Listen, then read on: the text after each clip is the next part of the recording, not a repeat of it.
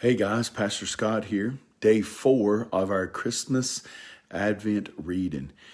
Today, we're going to be starting in Genesis chapter 17, verses 15 through 21.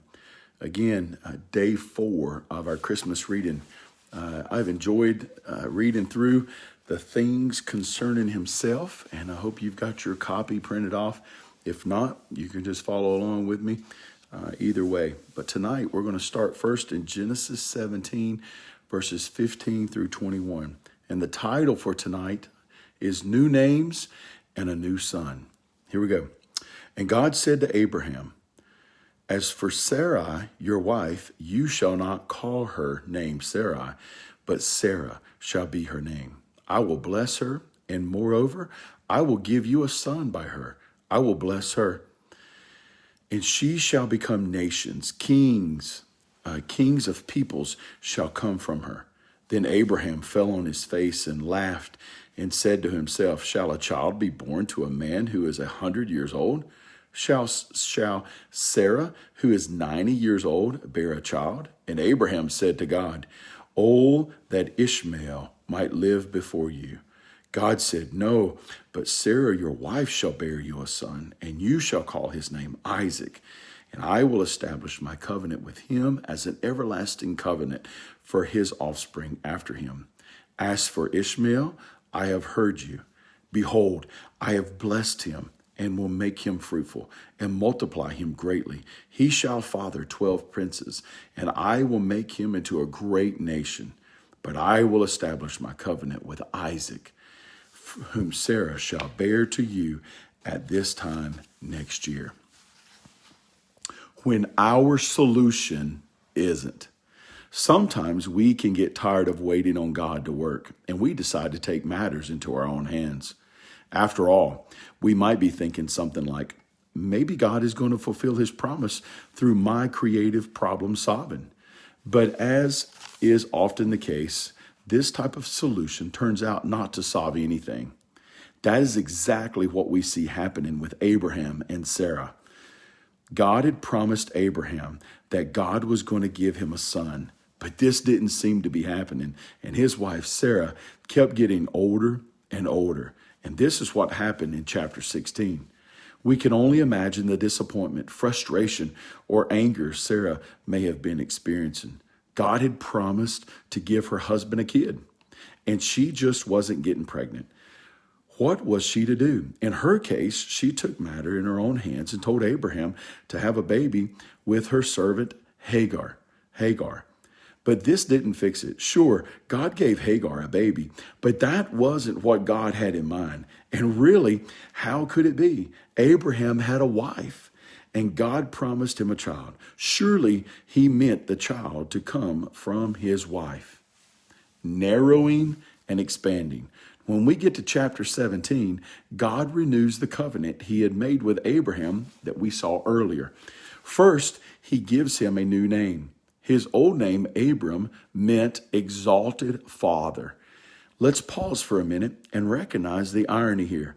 Up to this point, Abram had lived 99 years with a name that means father and did not have any children. Imagine how much he must have been made fun of. And then, to make it worse, God changed his name to something even more ironic and renamed him Abraham, which means father of a multitude. God had promised him a son, and he had gotten one, but not the way God had wanted. God then deals with Abraham so graciously and narrows his promise to let him know that the son that he is going to carry on his line will be from his wife Sarah. This is where God brings Sarah into the covenant as well. To make this clear, God changes her name too. Before this time, she was called Sarai, but God changes it to Sarah. The reason for this is a little unclear since they are just different forms of the same word. But most people think that the distinction has to do with the fact that she is going to be a princess to a nation and not just to Abraham. So we can see it narrowing to Isaac, but expanding to include Sarah. However, This is not the only expansion we see in this passage. God tells Abraham that the covenant he is making with Isaac is going to be an everlasting covenant.